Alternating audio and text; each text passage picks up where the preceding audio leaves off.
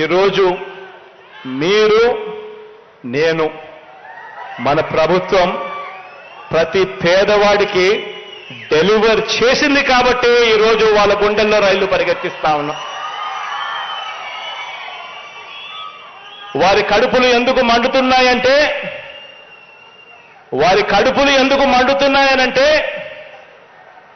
కడుపులు గతంలో మాదిరిగా నిండటం లేదు కాబట్టి.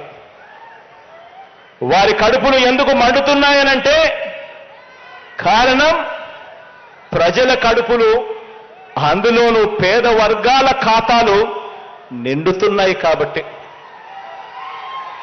వారి కడుపులు ఎందుకు మండుతున్నాయనంటే కారణం వారిది నీటితో తీరే దాహం కాదు, వారిది అన్నం కోసం ఆకలి కాదు, వారిది అధికార దాహం. వారికి కడుపు నుంచి నింపేది కేవలం అవినీతి ఆకలి మాత్రమే వాళ్ళ కడుపు నిండుతుంది. ఈరోజు మీ అందరితో కూడా నేను చెప్తా ఉన్నా, ఇలాంటి వృక్షాలు ఉన్న వ్యవస్థలతో మనం యుద్ధం చేస్తా ఉన్నాం. ఈరోజు మన ప్రభుత్వానికి వాళ్ళ మాదిరిగా రకరకాల పేపర్లు, రకరకాల టీవీల మద్దతు మన ప్రభుత్వానికి లేదు. వాళ్ళ మాదిరిగా ఓ దత్తపుత్రుడు తోడు మన ప్రభుత్వానికి లేదు. కానీ ఒకటి చెప్తా ఉన్నా, మనకు ఉన్నది వాళ్ళకు లేనిది మాత్రం పైన దేవుడు దయ, మంచి చేశాము అన్న గొప్ప విశ్వాసంతో అడుగులు ముందుకు వేయడం. ఈ వ్యవస్థతో ఈ చెడిపోయిన ఈ వ్యవస్థను బాగుపరచడానికి మీ బిడ్డ ప్రయాణం చేస్తా ఉన్నాడు. 58 నెలలు దాటాం.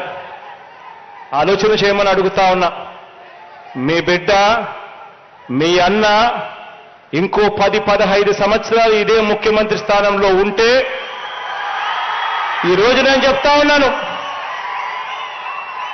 ఆ పేదవాడు ఇంట్లో ఉన్న ఆ చిన్న పిల్లాడు, ఆ 1వ తరగతి జరుగుతా ఉన్న ఆ చిన్న పిల్లాడు పెద్దోడయి అనర్గళంగా ఇంగ్లీష్ మాట్లాడతాడు పెత్తందారుల పిల్లోళ్ళ కన్నా బెటర్గా. పేదవాడి భవిష్యత్ మార్పు జరుగుతుంది. ప్రతి ఒక్కరూ కూడా గమనించమని చెప్పి కోరుతా ఉన్నాను.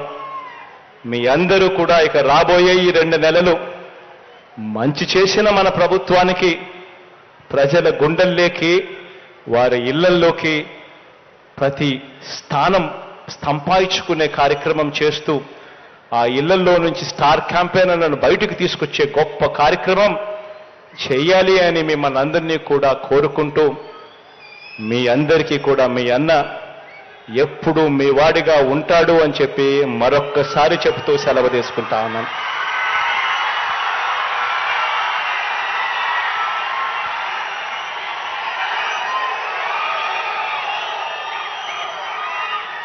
నా చెల్లెమ్మ సుచరిత కాసేపటి కిందట మాట్లాడుతూ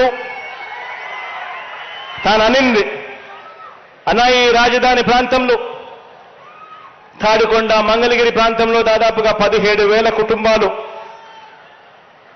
జాబ్లెస్ కుటుంబాలు ఇక్కడ రాజధాని రావడం వల్లనో ఇంకొకటో కారణం వల్లనో అదో ఇదో చెప్పి వాళ్లకు సంబంధించిన ఉపాధి కోల్పోయి